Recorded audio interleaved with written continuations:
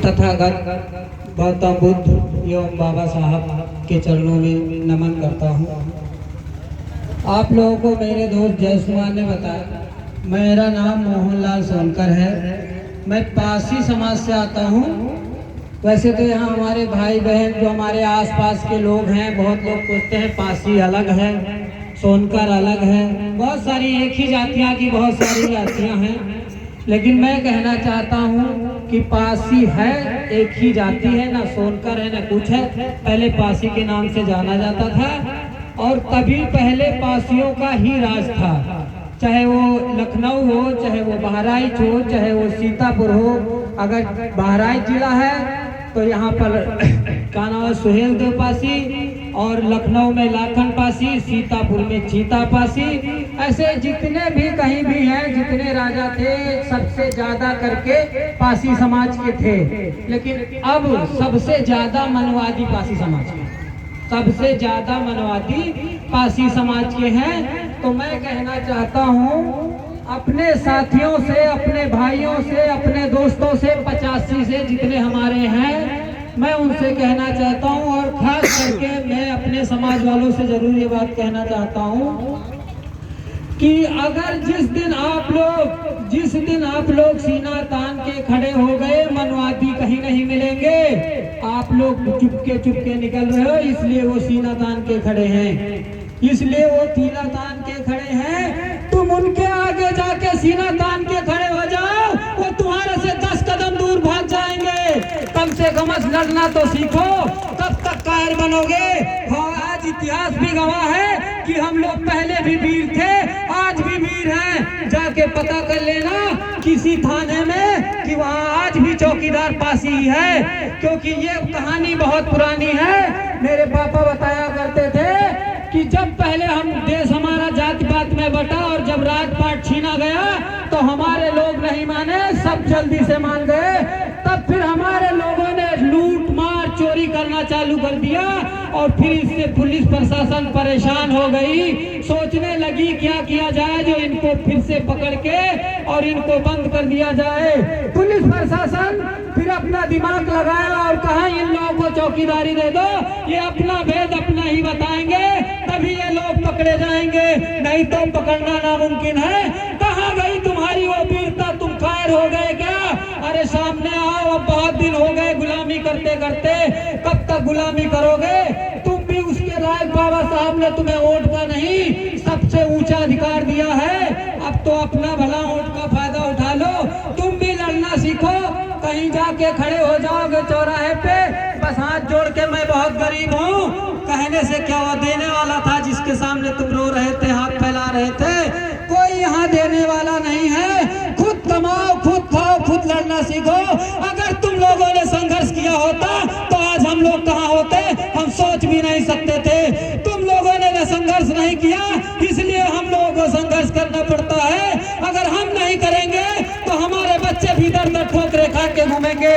तो बहुत बेहतर है जो हमारे भाई युवा जवान हैं, दारू शराब पी के घूमने से अच्छा है वो पैसे बटोरो और मिशन में लगाओ, अपने बच्चों का भविष्य बनाओ, कि ताकि रोड पे कहीं वो ना पी के पड़े हो।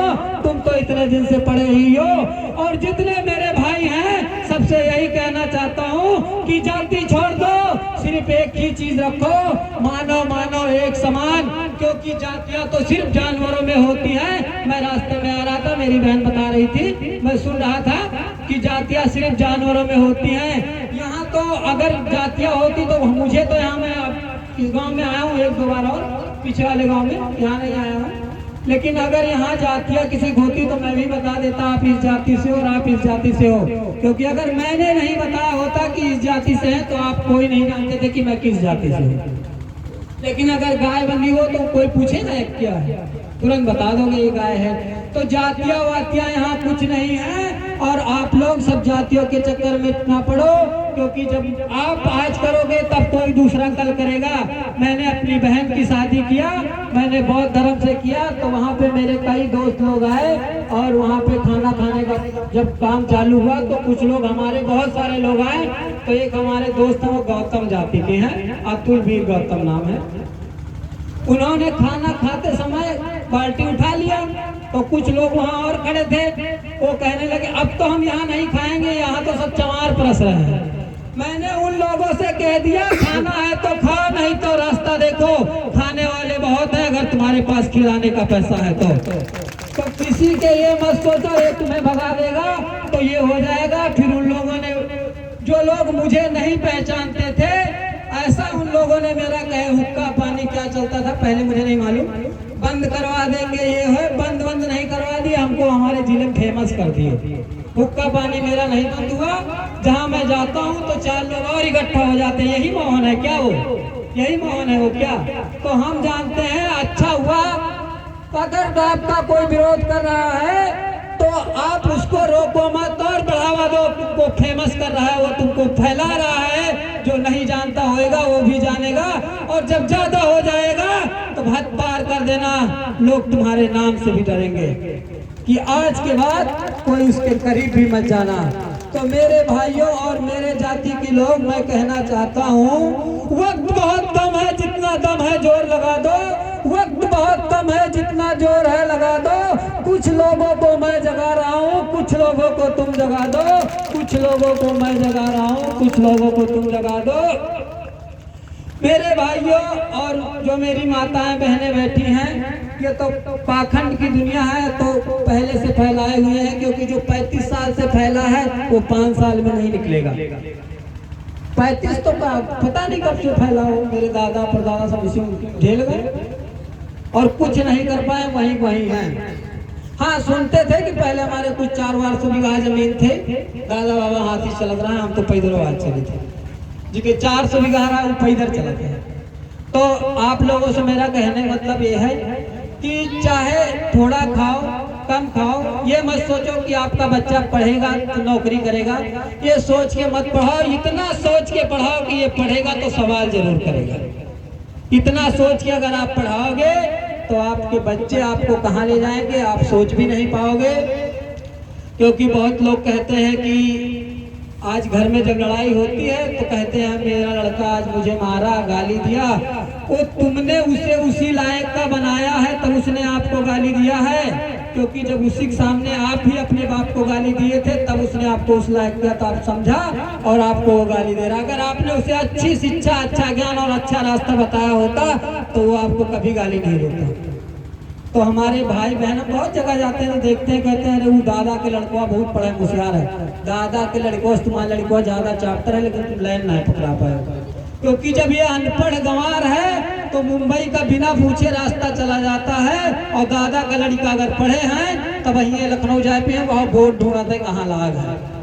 तो अगर आप पढ़ाए होते तो दादा के लोग बहुत आगे निकल जाते। तो मेरे भाइयों मेरी बहनों, आप लोग कम खाओ, भले कुछ कम कपड़े पहनो, ताकि एक में काम चल रहा है तो एक में ही चला लो, लेकिन अपने बच्चों को पढ़ाओ। अब बहुत हो गया है, हमें लोग पीछे रह गए हैं और सब चीज़ हमारी है। और जितने मेरे भाई हैं, एक चीज अपने शरीर में ठान लो, जहां आपकी गिनती है आप वहीं जाओ। जो हमारे महापुरुषों की बात करें, जो हमारे लोग हैं उन्हीं को दो वोट, ताकि कहीं ये ना पार्टी बना लो कि किसी को मैं। संघर्ष का मतलब होता है, जैसे हम अभी आपसे कह रहे हैं हम संघर्ष कर रहे हैं, संघर्ष का मतलब ये होता है कि हमारी पार्टी, अगर हमारी सरकार नहीं होगी, हमारा कुछ नहीं होगा, तो संघर्ष हम क्या किए? कुछ नहीं किए। संघर्ष अपने घर में कर ले। जब सरकार भी हमारी हो और अदालत भी हमारी हो और लोग भी हमारे हो, तभी संघर्ष होता है। नहीं तो अब कहने का मतलब ये है कि जब हमारी सरकार नहीं होगी, तुम्हारे पास इतना पैसा नहीं होगा कि तुम हाई स्कूलों में पढ़ा लो। आरक्षण वो बचा था वो भी खत्म हो गया, नाम के लिए बचा है, वो भी एक बार और बाबा हो जाएंगे छुट्टी मिलेगा। तो आप लोगों से बता रहे हैं मेरे भाइयों बहनों, कृपया आप लोग ध्यान दीजिएगा इस बात को। और हम लोग इतनी दूर से आए आप लोगों के लिए, आप लोगों ने मुझे प्यार दुलार दिया, बहुत बहुत धन्यवाद। और मेरी बहन को बहुत बहुत साथ, मेरे भाई लोगों को बहुत बहुत साथ। और मैं अपनी स्पीच को यहीं विराम देता हूँ। जय भीम, जय भारत।